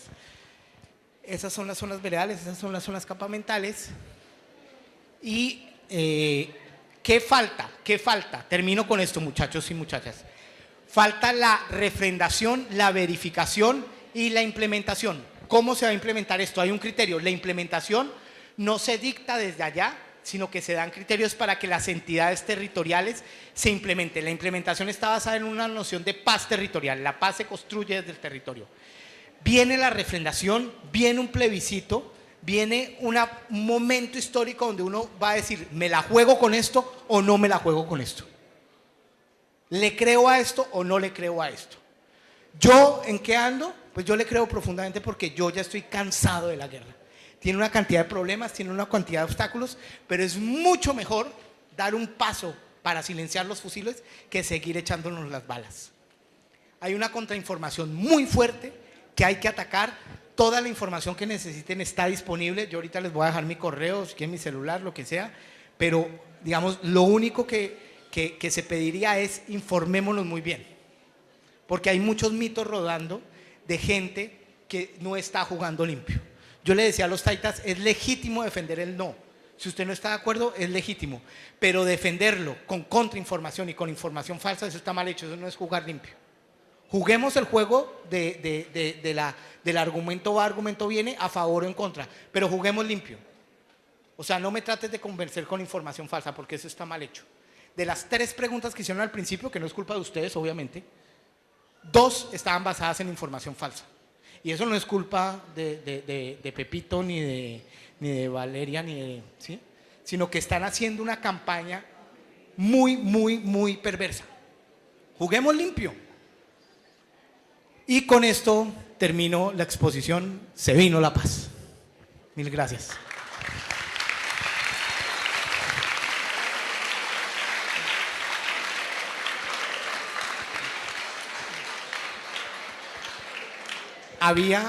Mil gracias. Había una cantidad de preguntas que querían hacer y que se acercó mucha gente, que teníamos pensado una actividad, pero dado que tienen varias preguntas, yo sugiero que sigamos alzando las manos como estaba, pero ya con una información más completa. Allá hay una. Allá, tú querías hacer una pregunta, allá, listo. Le voy a dar la pregunta a ella primero, que alzó la mano primero. Escuchemos, que me parece que es fundamental. ¿Cómo? ¿Pepito 1 o Pepito 2? Listo. Ya se la doy. Dale. ¿Cómo es tu nombre? Bueno, mi nombre es Karen Cruz, soy de la institución educativa Santa Teresa y pues me corrige si me equivoco. Usted dice que al entregar las armas, ellos no, o sea, los militares o los policías, XY personas, no van a estar armados, entonces así, ¿cómo nos van a garantizar la seguridad a nosotros? Muy bien, te explico muy bien. El proceso de dejación de armas se da en 180 días, se van dejando las armas, eso queda como en un baúl transparente, vigilado por la ONU, y solo la ONU lo puede manejar, y lo va a estar vigilando la ONU, eso es clave, dicho por la misma ONU. Ojo con lo que voy a decir. La fuerza militar, creo que se llama así, de la Comisión Política de la ONU, no va a estar armada, solo ellos. Pero las fuerzas militares sí van a estar armadas. Es decir, las fuerzas, esta pregunta es clave. Las fuerzas militares sí van a estar armadas, no va a haber un cajuán, no va a haber una zona de despeje, no se despeja nada, porque todo el territorio del país va a estar cuidado por la fuerza pública, y como es en cualquier estado como el nuestro, y es la fuerza pública, digamos, armada con su uniforme y con sus armas. Es decir, que dentro de los 3 anillos, 2 van a estar armados como siempre están y no hay despeje. ¿Sí? Los únicos que no van a estar armados son los de la ONU, pero la ONU está ahí para vigilar que se cumpla todo. Porque creo que no pueden. O sea, la ONU creo que para estar en este tipo de procesos no puede mandar cascos azules. La ONU solo puede mandar cascos azules cuando hay una guerra, y precisamente esto es un proceso de paz.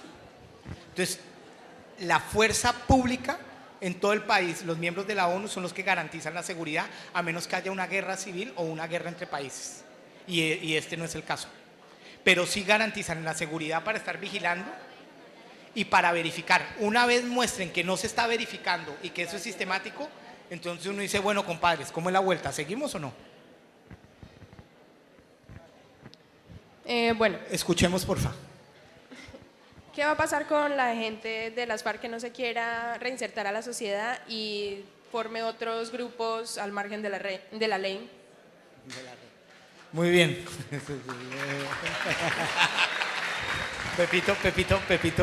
Pepito Azusa.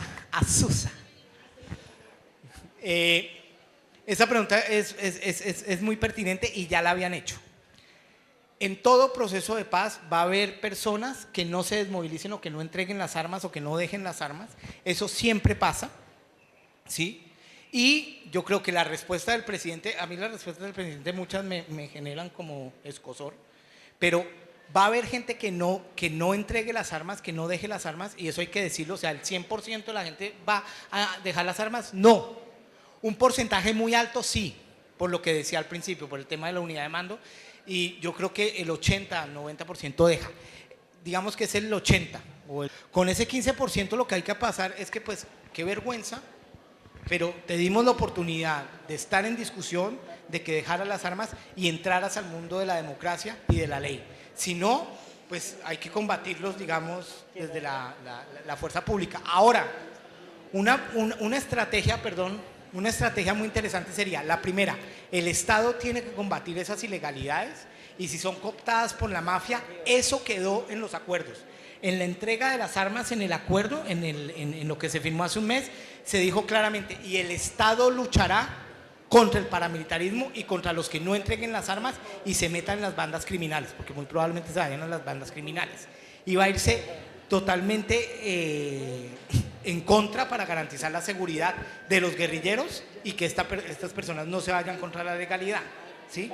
Y ya están más o menos focalizadas y todo, pero lo que debería hacer la sociedad es y convencer a esta gente con una voz colectiva, fuerte, unánime, te queremos vivos, te queremos haciendo política desde la palabra.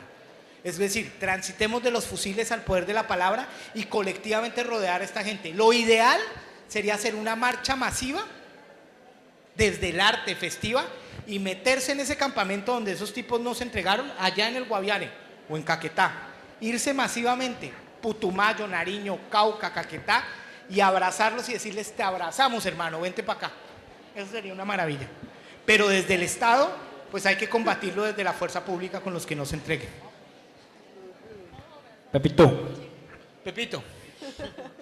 Yo tengo una gran duda y sobre la historia, si has escuchado el proceso de paz de El Salvador. Hay algo muy preocupante y es que cuando existía la guerrilla de El Salvador, habían aproximadamente 30.000 muertes al año y cuando se firmó el proceso de paz en El Salvador subieron, se disparó la criminalidad urbana, subieron los asesinatos a 60.000 personas por año. Entonces yo tengo una pregunta y es, Colombia, ¿qué piensa hacer frente a ese problema que se avecina? Porque siendo sincero, las bandas criminales van a subir. Entonces esa es la pregunta, Pepito. Sí, muy bien, Pepito.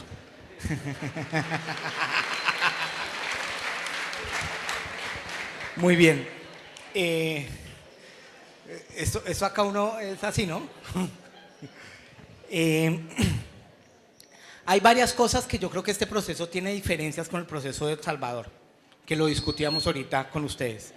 La primera es, el proceso se ha construido con mucho cuidado y a mi modo de ver esta apuesta es bien interesante. Una confidencialidad, después unos diálogos que no se hacen en el país, pero que están asegurados bajo la comunidad internacional. Hay veedores y hay garantes. Y uno de los garantes y veedores es la ONU. Y ahí ha estado, digamos, está Estados Unidos, que pues obviamente en muchas cosas no estamos de acuerdo, pero es una fuerza poderosa dentro del mundo que tiene una voz muy potente y que esté montado es muy importante para el proceso de La Habana. Segundo, muchos de los procesos posacuerdo se dan por fuerzas paramilitares vinculados con el Estado previo al acuerdo y que empiezan a generar estas masacres, ¿sí? O sea, hay una trinca entre el establecimiento del status quo comandado por fuerzas militares con fuerzas paramilitares. Porfa. Si quieren, ahorita les hago una propuesta, pero porfa. ¿Qué pasa? A mí me parece fundamental que el general Mora y el general Naranjo estén sentados allá. Porque el general Mora en un sector de las fuerzas militares tiene mucho poder y el general Naranjo por otro lado también de la policía. Entonces ahí por un lado. Tercero, yo hablaba con un general hace algún tiempo y me decía, mire, las bandas criminales son tenaces, y son paramilitares, obviamente son paramilitares, ¿sí? O sea, hay que hablarlo claro, son paramilitares. Pero las estructuras de las bandas criminales, según lo que me explicaba este personaje, se han modificado un pelín.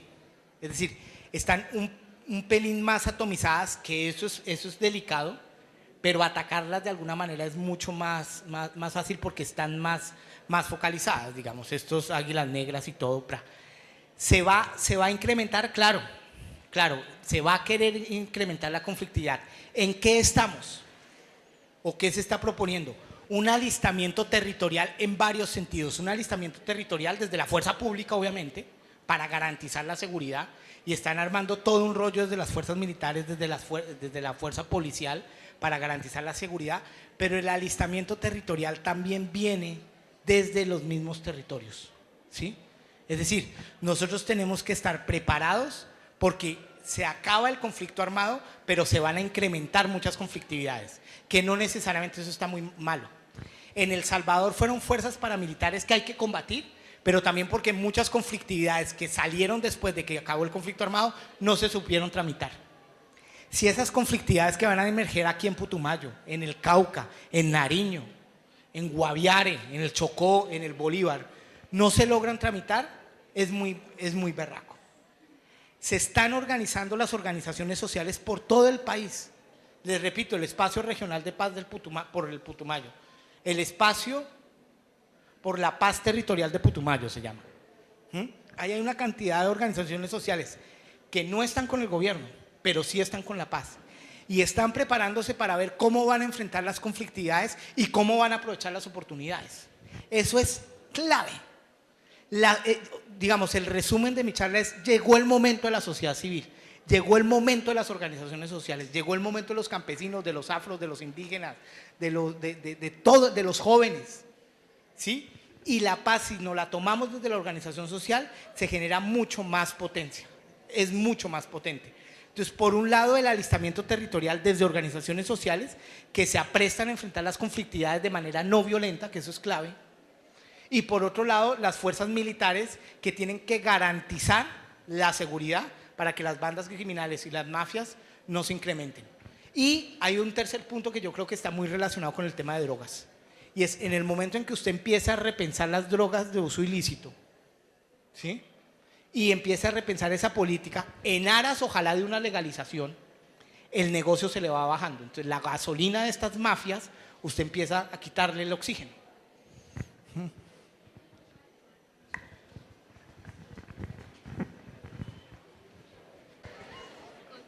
Pues mi pregunta, como ya te lo había hecho hace rato, era que ¿qué hará el gobierno con la oposición? Pues ya que está sembrando tanto odio en nuestro país y de paso a las nuevas generaciones también. Mire, lo que ha hecho Santos, que a mí me parece interesante, pero el gobierno en general, pero no solo el gobierno, fíjense, Iván Cepeda también, Mocus hace año y medio, 2 años lo propuso, organizaciones sociales, ¿sí? Y creo que Uribe se dio un abrazo con Piedad Córdoba, ¿sí? Lo que ha hecho el gobierno, pero también las organizaciones sociales de izquierda, es decirle a Uribe: mire, ya lo está dejando el bus, hermanito, y si usted se queda allá se va a quedar solo con su guerra, con su mafia, con sus paras, con la cosa, ¿sí? Pero usted se va a quedar solo, móntese al bus, venga y móntese. ¿Cuál es el problema? Tenemos diferencias, pero móntese al bus. Y es clave que todo el sector que representa a Álvaro Uribe Vélez, que es el contrario a las FARC, que es ese mundo, digamos, que conocemos muy bien de nuestro amigo Álvaro Uribe Vélez, pues se monte, porque ese es el otro lado del conflicto. O sea, si uno logra, Pepito, que Álvaro Uribe Vélez se monte, ese riesgo baja enormemente, el que pone Pepito. Entonces, convocar a Álvaro Uribe, yo escribí una columna donde decía: mire, a los señores de la guerra no les gusta la paz. Y explicaba por qué. Pues porque tienen un negociado muy berraco, ¿sí? Digamos, el DAS, ministros, hermanos, tíos, tierras, eso es muy fuerte. Pero yo terminaba diciendo: los invito, los convoco, dejen a un lado esa racionalidad, llegó el momento de no matarnos. Entonces, venga, probabilidad de que eso pase, muy difícil la veo, porque cada vez están más debilitados, pero cada vez dejan más clara su posición. ¿Qué pasa? ¿Cuál es mi análisis político? Ellos están desesperados porque se vino la paz, y ellos son los señores de la guerra, pero hay que convocarlos, pero tienen un dilema muy grande y es: ¿votamos por la abstención o por el no? Imagínense, usted es uribista, de pura cepa. Pucha, yo soy un uribista y eso usted no sabe quién soy yo, el macho, lo va a dar en la cara, macho. Sí. Y entonces usted es de esos uribistas, ¿va a defender el no? Es que defender el no es muy berraco. Dígale no a la paz. ¿Qué persona con 4 dedos en la frente va a decir dígale no a la paz? Entonces, eso políticamente no es incorrecto. Entonces, yo creo que están pensando si se van por la abstención, y si se van por la abstención, ahí uno ya tiene un paso para decirle, bueno, ya de otro el otro paso y véngase para acá. ¿Sí? Pero lo que se está haciendo es como una campaña para que se vincule a la paz. Está muy difícil. Eso. Diego, tenemos la última pregunta antes del cierre. Buenos días. Buenos días. Bueno, mi pregunta es, pues, si el Estado está dispuesto a establecer diálogos con todos los grupos al margen de la ley y todo eso, ¿hasta dónde está dispuesto el Estado y hasta dónde tiene la capacidad económica, política y social de establecer diálogos con ellos? Porque en este país, si se roban la plata para educación, para salud y todo lo que se trata de ayudar a la sociedad, ¿hasta dónde está dispuesto a dar por esa dichosa paz con todos los grupos? Sí,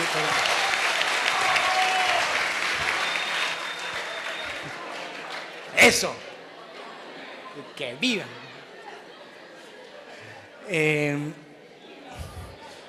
Me pareció una intervención muy elocuente, pero no entendí muy bien la pregunta. Pero, qué pena.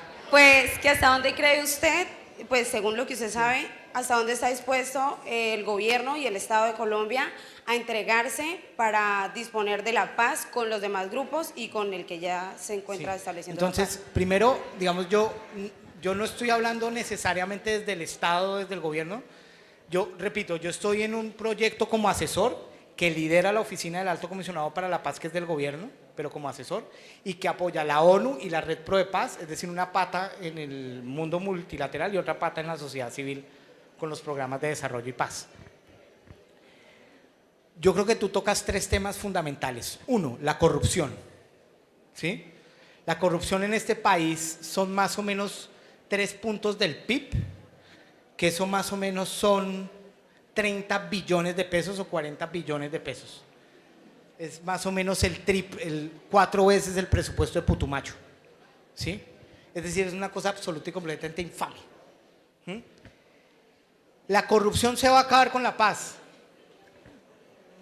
No creo. Pero va a haber conducciones para atacar de manera más contundente la paz, yo sí creo. La corrupción, perdón. ¿Sí? Para con la paz atacar la corrupción, yo sí creo. Es decir, primero, cuando a uno ya no lo amenacen para votar, la democracia se va a volver más tranquila y más sólida. Y gran parte de la democracia se va a fortalecer cuando votemos mejor. El voto vital es clave. Porque los que nosotros estamos eligiendo, o sea, los que se roban la plata, los que concesionan, los que están a favor del modelo minero, son los que elegimos. La mayoría son los que elegimos, o sea, los congresistas los ponemos nosotros, los presidentes los ponemos nosotros, los alcaldes los ponemos nosotros, los gobernadores los ponemos nosotros, los concejales los ponemos nosotros. Entonces viene una manera donde yo creo que esa pregunta me parece clave. En vientos de paz, el voto vital es clave. ¿Sí? Para poder reconstruir eso. Ahora, tú que estás negociando con ellos, tú estás negociando lo que vimos, pero no se está entregando el país a nadie. ¿Sí? Digamos, la ley sigue, Santos, o sea, es que Santos de castrochavista no tiene nada, o sea, Santos es un tipo de la élite, de la aristocracia, ¿sí? Un tipo que todas sus políticas han sido, como ustedes lo han vivido, cero socialistas, entonces no va a entregar nada a nadie. Ojalá hiciera políticas sociales, ojalá, ¿sí? Pero no está entregando nada. En educación, en salud fue lo que vimos, ¿sí? Esos recursos, y esa pregunta es fundamental, y es, esos recursos, gran parte de esos recursos, ¿cómo se van a manejar? Desde las organizaciones sociales. Alcaldías, gobernaciones, pero también los PEDET. Y los PEDET, eso que vimos, va a ser manejado también desde organizaciones sociales, desde organizaciones juveniles. ¿Cuáles son las oportunidades? Prepararse, compadres. Estudiar hasta el zoco, estudiar al zoco para poder entrar en Putumayo y jalarle con toda. Hay un líder estudiantil que estaba aquí hace un mes y le dije, ¿usted por qué no se va a Bogotá? Y se queda mirando y me dice, ¿usted es cretino? ¿Cómo me voy a ir a Bogotá? Yo me quedo aquí formándome porque aquí está la vuelta. Formarme para transformar Putumayo. Y esa es la vuelta, exigir calidad educativa y irse incorporando en todos estos mecanismos de participación para manejar los recursos a favor de la comunidad y que no se los roben. Ahí están las oportunidades, ¿sí? Y exigir educación, es decir, que la plata, si usted quiere cerrar la brecha entre el mundo rural y urbano, tiene que exigir que la educación, que es la principal brecha, venga a Putumayo con toda. Lo que yo voy a hacer más que una pregunta es una afirmación porque sobre lo que es la participación política de los grupos armados. Como se dice, si nosotros firmamos la paz, va a haber toda una revolución en el país, tanto socialmente como políticamente. Nosotros sabemos que hemos tenido desde siempre un gobierno desentendido con el pueblo, separado de nosotros. Nosotros estamos hablando ahorita de qué va a hacer la guerrilla, qué vamos a hacer con este proceso de paz, y si nosotros firmamos, bien, hacemos la paz. Pero ¿qué va a hacer el gobierno? ¿El gobierno sigue desentendiéndose de nosotros o nosotros vamos a exigir que el gobierno nos escuche? Porque están haciendo todo ese proceso allá, mientras, por ejemplo, lo del paro de camioneros, no nos querían escuchar. Paro de campesinos, tampoco nos querían escuchar. Pero entonces cuando se habló de guerrilla, se reunieron todos ellos y ahí sí pusieron atención. Entonces, ¿qué vamos a hacer nosotros con el gobierno? ¿Y qué va a hacer el gobierno con lo que nosotros le exigimos?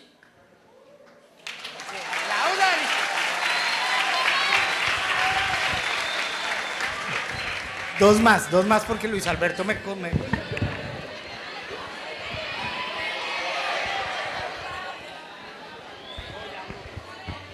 Bueno, silencio. Como bien sabemos, las FARC optaron por el narcotráfico para su sostenimiento, ¿no? Entonces, hay unos cabecillas que están pedidos en extradición por los Estados Unidos. ¿Qué pasará con eso? Y otro acá y ya. Ella no ha hablado.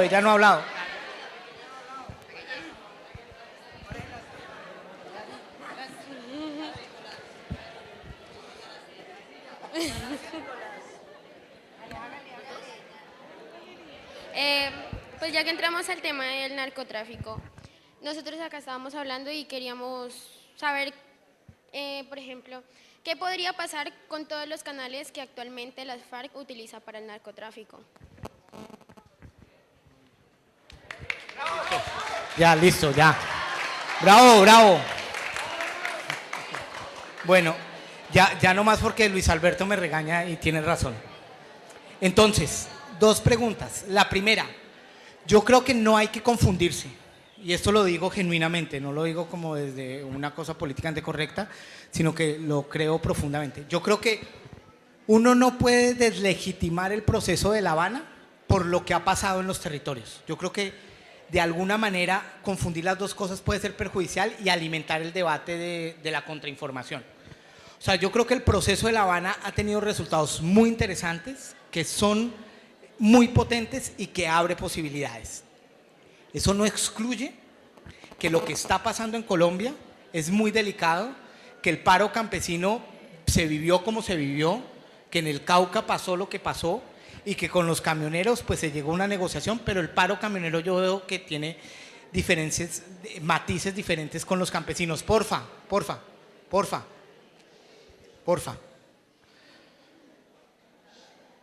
Ahora, ¿cuál es la apuesta? Y esta es una respuesta que claramente no es oficial, y es la siguiente.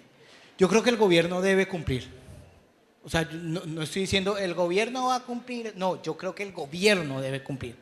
O sea, se está firmando un acuerdo donde tanto las FARC debe cumplir, es decir, dejar las armas, no volver a empuñar un fusil para hacer política y reintegrarse a lo bien, ¿sí? Ese es un momento donde eso se debe cumplir. Pero a su vez, todo esto que vimos hoy, toca hacerlo. Y lo que yo digo es, no solo toca hacérselo, toca tomárselo. Y tenemos toda la legitimidad para tomarnos eso. Porque es un acuerdo que ahora involucra a la sociedad, que involucra a la sociedad civil. Y uno dice, es que mire, aquí es donde está la vuelta. Hay cosas que no estamos de acuerdo y que se pueden dar en tiempos de paz también. En el momento en que criminalicen la protesta social, toca empezar a sacar esa frasecita del acuerdo, pero por Facebook, por Twitter, por televisión, en pancartas artísticas gigantes. Es que no se criminaliza la protesta. Y hay que hacer que el gobierno cumpla, pero no solo hay que hacer para que el gobierno cumpla, sino uno de los mensajes, que es este, es tomarse estos acuerdos, leérselos, estudiárselos, hay herramientas, y lo que no se cumpla, compadre, cobrarla, pero también decir, es que esto es nuestro, la paz es nuestra. Y esa es la única vuelta, o sea, la organización social, lo que decían por allá, la colectividad, la minga. La minga por la paz también requiere exigir derechos colectivamente a partir de lo que se ha acordado. Y el último punto. Las FARC ha estado vinculada al narcotráfico, ¿sí? ¿Sí? ¿Y qué va a pasar con las vías? Entonces, primero, lo que han dicho que ya está pasando, por información, digamos, no oficial, pero que algunas personas que conocen, van a entregar muchas de las rutas dentro de la verdad, dentro de ese proceso de verdad, está incluido que entreguen las rutas y también los espacios y los laboratorios, sobre todo, donde hay cultivos de uso ilícito y procesamiento de coca, y sobre todo de coca, diría yo. ¿Sí? Entonces, eso hace parte del acuerdo, y es que entregan y facilitan información para combatir a los comerciantes. Es decir, dentro de esa línea de comerciantes, si usted lee el acuerdo, está acordado que ellos van a contribuir a perseguir a esos comerciantes y detectar esas hojas, esas rutas. Y tienen que entregar y tienen que desvincularse totalmente de las actividades ilegales, radicalmente. Si se pilla a unas de estas personas metido en eso, matanga. Todo el acuerdo que hizo, entonces ya no estás en zona veredal, ya no te vas a zona veredal ni a 5 años, 8 años, 20 años en la cárcel, y suerte es que te digo, porque no cumpliste. Ahora, hay unas personas que están investigadas por narcotráfico. Los que ya están juzgados, esa pregunta es muy sofisticada, tendría que investigar mejor. Esto es lo que yo tengo entendido, pero no quiere decir que sea así necesariamente, porque es una pregunta muy sofisticada, que le prometo que le puedo mandar un correo y responder, o mandarles un correo y responderle de manera más precisa. Lo que tengo entendido es que los que ya están juzgados, va a ser muy difícil que se reintegren. Simón Trinidad, por ejemplo. Eso es muy complicado, ¿sí? Los que ya están juzgados. Los que no están juzgados, todos van a estar amparados por el tema del conflicto armado y por ser subversivos. En primer lugar, quiero dar gracias a Dios y de igual manera pues pedir al espíritu ancestrales, al espíritu de nuestros abuelos que todavía existen, al espíritu de este territorio y de igual manera al espíritu de cada uno de nosotros. Y una vez también anticipo agradecerle acá al profesor Luis, agradecernos la invitación al pueblo Siona, que estamos aquí representantes. De igual manera agradecerle al profesor Diego Cancino y de igual manera a todos ustedes, los participantes. Y como para terminar queremos dar una reflexión con una música espiritual.